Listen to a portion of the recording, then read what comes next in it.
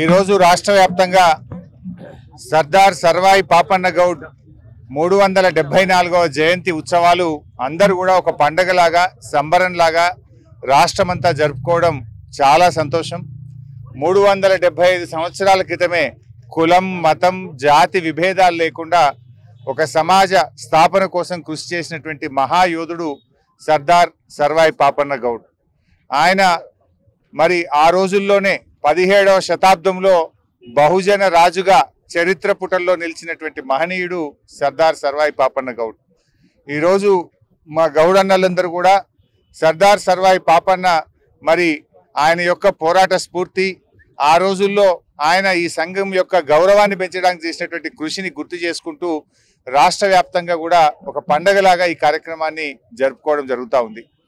మరి గతంలోనే గౌరవనీయులు కేసీఆర్ గారు ముఖ్యమంత్రిగా ఉన్నప్పుడు మొదటిసారి సర్దార్ సర్వాయి పాపన్న గౌడ్ యొక్క జయంతి వర్ధంతిని రాష్ట్ర ప్రభుత్వం తరఫున అధికారికంగా జరపాలని చెప్పి కూడా కేసీఆర్ గారు నిర్ణయించిన విషయం కూడా మనందరికీ తెలిసిందే.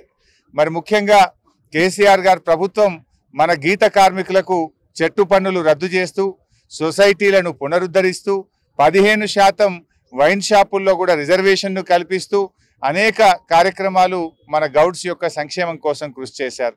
10 ఏళ్ల కేసీఆర్ గారి హయాంలో ఎక్కడ ఏ కళ్ళు డిపో మీద కూడా అక్రమ కేసులు కానీ ఎక్సైజ్ అధికారుల వేధింపులు కానీ దాడులు కానీ లేకుండా మరి 10 ఏళ్ల కేసీఆర్ గారి పాలన కొనసాగిన విషయాన్ని కూడా నేను ఈ సందర్భంగా గుర్తు చేస్తా ఉన్నా.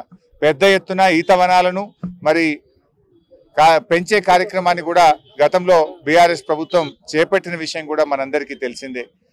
గీత కార్మికులు ఉన్నటువంటి దురదృష్టవశాత్తు ఏదైనా చెట్టు మీద నుంచి పడిపోయి అంగవైకల్యం కలిగినా మరణించినా కూడా వారి ఎక్స్గ్రేషియాను 6 లక్షల రూపాయలకు కూడా గతంలో కేసీఆర్ గారు పెంచిన విషయం కూడా మనందరికీ తెలుసు.